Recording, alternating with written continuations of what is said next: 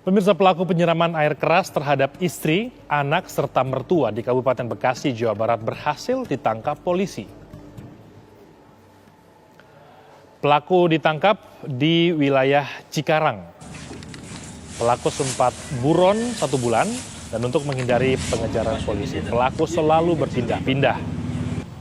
Hari ini Polres Metro Bekasi melakukan olah tempat kejadian perkara guna mengumpulkan sejumlah barang bukti yang ada. Tim Reskrim juga terus melakukan penyelidikan kemungkinan akan adanya tersangka lain.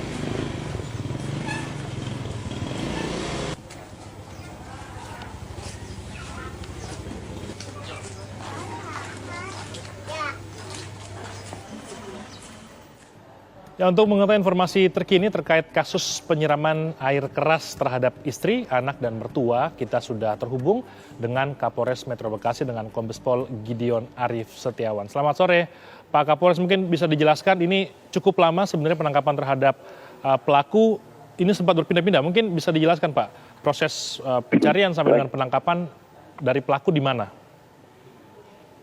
Baik, selamat sore Mas Imran, selamat sore pemirsa. Jadi pada tanggal 9 akhirnya kami bisa melakukan penangkapan terhadap pelaku utama kasus penyiraman air keras terhadap 3 korban, yaitu mertua, istri, dan anaknya.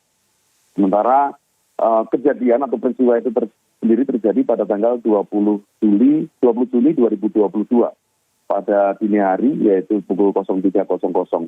Selama itu setelah melakukan tindak pidananya, tersangka kemudian melarikan diri dan bersembunyi di sekitar Kabupaten Bekasi.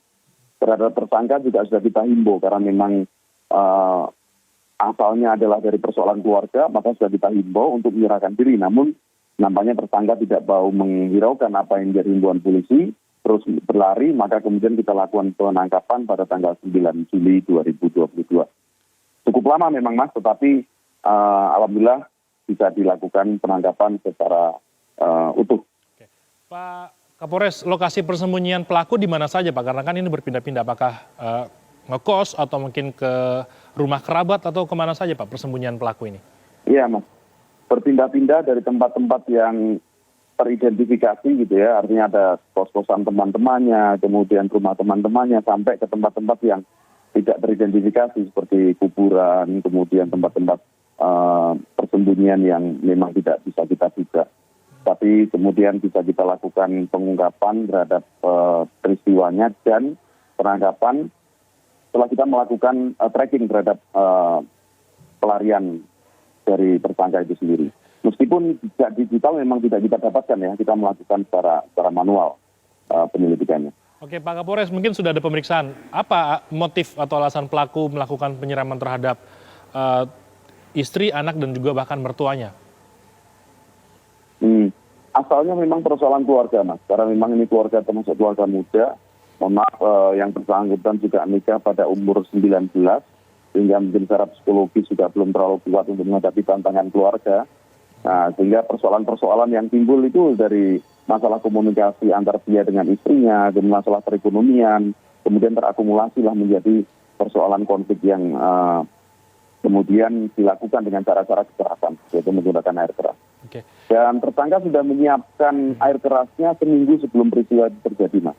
Tersangka sudah membeli air kerasnya seminggu, kemudian pada hari H itu, dini hari, tersangka minta diantarkan oleh rekannya, yang sekarang saudara A ini kita tetapkan sebagai DPO, kemudian dia melakukan penyiraman dan kemudian kabur bersama rekannya tersebut. Oke, jadi memang ini sudah lama, Pak, masalah keluarga dan memang sudah direncanakan, Pak, ya, sudah sejak lama untuk penyiraman ini ya? Ya, sudah direncanakan jauh hari. Oke. Untuk satu tersangka DPO satu lagi, Pak, ini apa perannya? Perannya kalau konstruksi hukumnya 5556 ya, turut membantu dan turut serta. Dia yang mengantarkan membeli air keras, kemudian mengantarkan tersangka pada saat hari H penyiraman air keras atau melakukan tindak pidananya tersebut. Oke. Ya. Pak, pelaku penyiraman ini apa pekerjaannya apa sih, Pak, dan kesehariannya seperti apa? Memang sering ribut dengan istrinya atau seperti apa masalah yang terjadi di antara keluarga ini, Pak? Ya, persoalannya tidak punya pekerjaan tetap ya, sehingga mungkin tulang punggung keluarganya juga tidak bisa didukung oleh yang bersangkutan. Oke. Jadi tidak punya pekerjaan yang tetap, sehingga pendapatannya juga tidak punya pendapatan yang tetap. Ancaman hukuman kepada pelaku?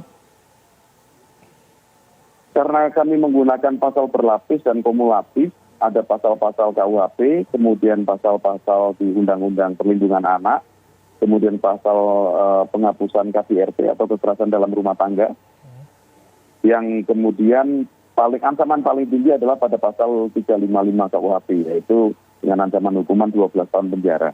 Dan pasal perlindungan anak itu 10 tahun, kemudian untuk KDRT 7 tahun. Sehingga nanti mungkin itu menjadi ruang dari pengadilan untuk memutuskan mana yang lebih sahih untuk menetapkan hukuman terhadap yang bersangkutan. Baik, terima kasih Kapolres Metro Bekasi Kombes Pol Gideon Arif Setiawan sudah berbagi informasi bersama kami di Ragam Perkara sore ini.